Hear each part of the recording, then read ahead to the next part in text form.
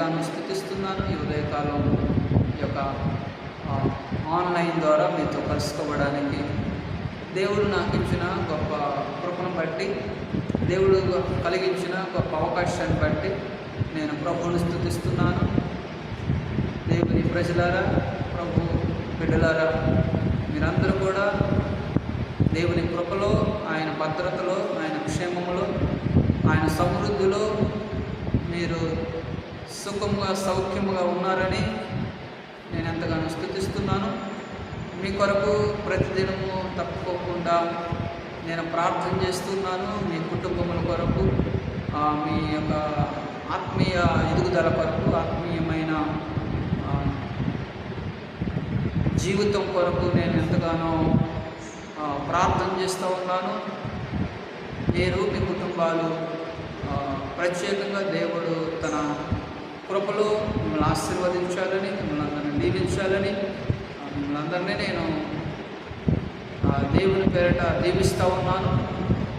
ఈ వాక్యం వింటున్న సోదరులారా, ఈ వాక్యాన్ని వింటున్న నా ప్రియ సహోదరులకు మీకు శుభములు, వందనాలు తెలియజేస్తూ ఉన్నాను.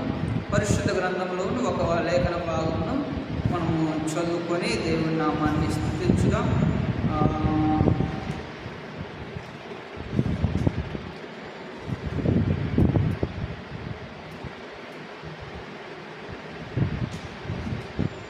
కీర్తన గ్రంథము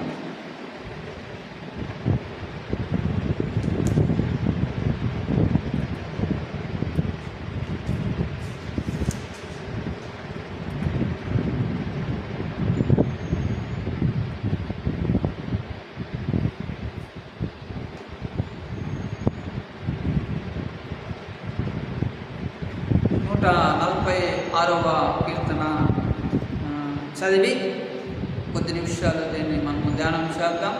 ప్రభు చిత్తమైతే రాబోయే దినాల్లో దేవుని యొక్క కార్యాన్ని మరి బలముగా జరిగించడానికి, బలముగా దేవుని సేవ చేయడానికి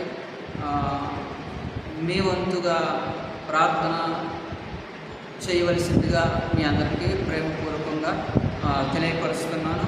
వాక్యము చదువుదాం. 146వ కీర్తన మనం కొద్ది నిమిషాలు ధ్యానం చేద్దాం. యెహోవాను స్తుతించుడి, నా ప్రాణమా యెహోవాను స్తుతించు. నా జీవితకాలం మధ్య నేను యెహోవాను స్తుతించుదును. నేను బ్రతుకుకాలం మధ్య నా దేవుని కీర్తించుదును. రాజుల చేతనైనను నరుల చేతనైన